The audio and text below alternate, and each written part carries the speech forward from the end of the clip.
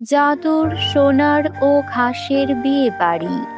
শান্তপুর নামে এক সুন্দর গ্রাম ছিল, যেখানে একসাথে গরিব ও ধনী পরিবার বসবাস করত। এই গ্রামে বাস করত দুই অনাথ বোন, রূপা ও ঝুমা। ছোটবেলাতেই তারা বাবা মাকে হারিয়েছিল, তাই অন্যের বাড়িতে কাজ করে কোনো রকমে জীবন কাটাতো। একদিন সকালে রূপা ও ঝুমা গ্রামের জমিদারের বাড়িতে কাজ করতে গেল। ঝুমা, আজ মনে হচ্ছে খুব বেশি কাজ করবে, জমিদারের মেয়ের বিয়ে যে। হ্যাঁ দিদি, শুনেছি বিয়ের জন্য বিশাল আয়োজন করা হচ্ছে। তারা কাজ করতে শুরু করলো, কিন্তু জমিদারের স্ত্রী সব সময় তাদের ওপর রেগে থাকতো। তোমরা খুবই অলস, তাড়াতাড়ি সব পরিষ্কার করো। যত সব অলস আর ফাঁকিবাজি, তোমাদেরকে কাজে রাখাটাই ভুল হয়েছে। ঝুমা ভয় পেয়ে দ্রুত কাজ করতে লাগলো। সারা দিন কাজ করার পর তারা ক্লান্ত হয়ে গ্রামের এক বট গাছের নিচে বসে বিশ্রাম নিল। দিদি, আমরা কি কোনোদিন এমন সুন্দর বিয়ের বাড়ি আর দেখবো? কেন নয়, যদি ভাগ্যে থাকে নিশ্চয়ই একদিন আমাদের এমন একটা জায়গা হবে। বন্ধুরা, তোমরা যারা যারা গল্পটি দেখছো, তোমাদের নাম কমেন্টে লিখে জানাও। আমরা নেক্সট গল্প তোমাদের নাম দিয়ে বানাবো। রাত গভীর হতে লাগলো। তারা বাড়ি ফিরতে উদ্যত হলে হঠাৎ ঝলমলে আলোয় চারপাশ আলোকিত হয়ে উঠল। তারা বিস্ময়ে তাকিয়ে দেখলো এক অপরূপ সুন্দর পরী তাদের সামনে এসে দাঁড়িয়েছে। রূপা, ঝুমা, আমি তোমাদের দুঃখ বুঝতে পারছি। তোমাদের কষ্ট হয়েছে অনেক, তাই না? দুই বোন হতবাক হয়ে গেল। ওদের সঙ্গে এই মুহূর্তে কি ঘটছে ওরা কিছুই বুঝে উঠতে পারছে না। ঝুমা কাঁপা কাঁপা কণ্ঠে বলতে লাগলো, তুমি কে? আমি জাদুর পরী, আমি তোমাদের জন্য এসেছি। পরী তার ছুরি ঘুরিয়ে দুটো ছোট ছোট ঘর তৈরি করলো। একটির ছাদ ছিল চকচকে সোনার তৈরি, আর অন্যটির ছাদ ছিল নরম ঘাস দিয়ে তৈরি। এই দুই ঘর হলো জাদুর বিয়ে বাড়ি। একটিতে ধনী মানুষের বিয়ে হবে, আর অন্যটিতে গরিবদের জন্য বিয়ের আয়োজন করা হবে। তোমরা এই দুই বাড়ি দেখাশোনা করবে। পরীর দেওয়া উপহার পেয়ে ওরা দুই বোন আনন্দে আত্মহারা হয়ে গেল। ওরা নতুন করে জীবন শুরু করলো। ঝুমা, আমরা এবার নিজেদের কাজ শুরু করতে পারবো।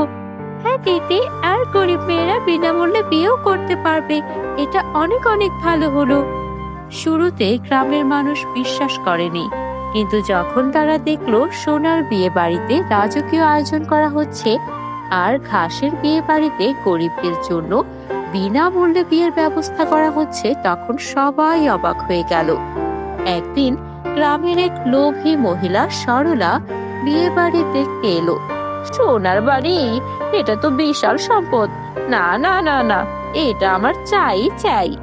সে কৌশলে দুই বোনের কাছ থেকে সোনার বিয়ে বাড়ির চাবি হাতিয়ে নিল।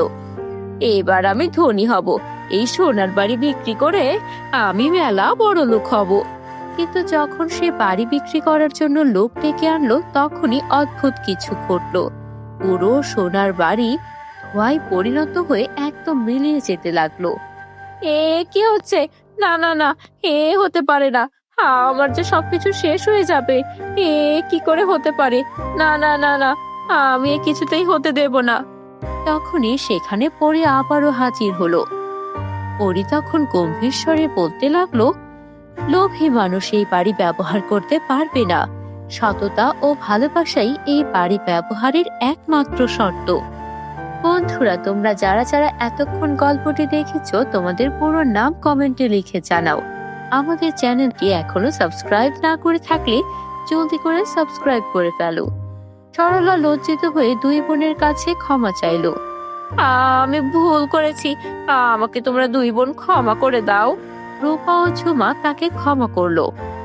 দুই বোন তাদের জাদুর দুই বিয়ের বাড়ি নিয়ে অনেক খুশি ছিল। শান্তপুরের সেই জাদুর বিয়ে বাড়িগুলো এখন সবার কাছে খুবই জনপ্রিয়। ধনী পরিবারগুলো সোনার বিয়ে বাড়িতে রাজকীয় আয়োজন করত, আর গরিব মানুষ ঘাসের বিয়ে বাড়িতে বিনামূল্যে বিয়ের সুযোগ পেত। রূপা ও ঝুমা এখন গ্রামের সবার ভালোবাসা আর সম্মানের মানুষ হয়ে উঠেছে। একদিন রাতে ঝুমা স্বপ্ন দেখলো পরী তাকে কিছু বলছে। ঝুমা, সাবধান, এক দুষ্ট জাদুকর তোমাদের এই সুখের জীবনে অশান্তি আনতে চাইছে। ঝুমা ভয় পেয়ে ঘুম থেকে উঠে রূপাকে সব বলল। আমরা কি করব দিদি, যদি সত্যি কিছু খারাপ হয়? আমরা আমাদের বিয়ে বাড়ি রক্ষা করব। পরদিন সকালে গ্রামের এক আগন্তুক এসে হাজির হলো। সে ছিল বেশ রহস্যময়। চোখে ছিল ধূসর রঙের এক অদ্ভুত ঝিলিক। তার নাম ছিল কালো জাদুকর কুষাণ। আমি দূর দেশ থেকে এসেছি, শুনেছি তোমাদের এই জাদুর বিয়ে বাড়ি খুবই বিখ্যাত। আমি এখানে একটি বিয়ের আয়োজন করতে চাই। রূপা ও ঝুমা তার কথা শুনে একটু দ্বিধায় পড়ে গেল। আপনার জন্য কোন বিয়ে বাড়ি ঠিক হবে? আমি সোনার বিয়ে বাড়িতে বিয়ে আয়োজন করব, দামের কোনো চিন্তা নেই। তার কথা শুনে রূপা ও ঝুমা একে অপরের দিকে তাকালো। বিয়ের দিন এলো, জমকালো আয়োজন করা হলো, কিন্তু ঠিক তখনই বিপদ ঘটলো। যে মুহূর্তে কুষাণ বিয়ে করতে এলো, তখনই সোনার বিয়ে বাড়ির চারপাশে কালো ধোঁয়া ছড়িয়ে পড়লো। পুরো জায়গা যেন ভুতুড়ে হয়ে গেল। মানুষের মধ্যে আতঙ্ক ছড়িয়ে পড়লো। পরী আবার উপস্থিত হলো। কুষাণ, তুমি দুষ্ট জাদুকর, তোমার মনের কালো ইচ্ছা কখনো সফল হবে না। আমি এই বিয়ে বাড়িগুলো ধ্বংস করব। ভালোবাসা নয়, ক্ষমতা দিয়ে সব নিয়ন্ত্রণ করতে হবে। পরী তার ছড়ি ঘুরিয়ে এক শক্তিশালী আলো ছুঁড়ে মারলো, কিন্তু কুষাণ তার জাদু দিয়ে তা প্রতিরোধ করলো। রূপা ও ঝুমা ভয়ে কেঁপে উঠলো, কিন্তু তারা হাল ছাড়লো না। আমরা কি করতে পারি পরী? শুধু সত্যিকারের ভালোবাসা এই অশুভ শক্তিকে রুখতে পারি। রূপা ও ঝুমা গ্রামের সব মানুষকে একসাথে ডাকলো। তারা সবাই একসাথে হাত ধরে ভালোবাসার শক্তির জন্য প্রার্থনা করলো। হঠাৎ করেই বিশাল এক সোনালী আলো চারপাশে ছড়িয়ে পড়লো। আলোর স্পর্শে কুষাণ চিৎকার করে উঠলো। তার সব শক্তি হারিয়ে গেল, আর সে ধুলোয় পরিণত হলো। পরী হাসতে হাসতে বলল, সততা, ভালোবাসা আর বিশ্বাসের শক্তি সবচেয়ে বড় জাদু। এরপর থেকে শান্তপুরের বিয়ে বাড়িগুলো আরো বেশি জনপ্রিয় হয়ে উঠল।